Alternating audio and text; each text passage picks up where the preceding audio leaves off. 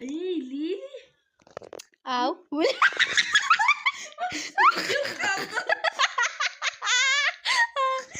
Кешіріңізші, Қортық апай.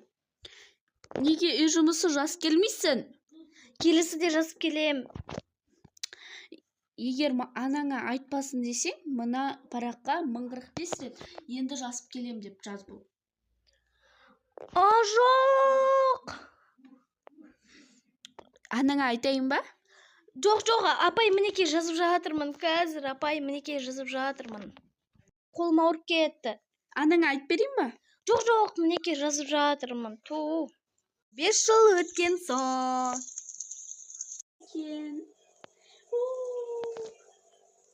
Өтіп отырсың? Ей, мынау жынды ма? Пешеходтан өтіңдер, пешеходтан. Ей, ханым, тоқтаңыз, ханым. Ей, ханым, тоқтаңыз. Қортық апай. Лили. Мені кешірші, не дегенмен сүйікті апайыңмын ғой. Сізді кешіремін, бірақ сіз 1045 рет келесі жолы көлікті жақсай деймін деп жазыңыз. Лили.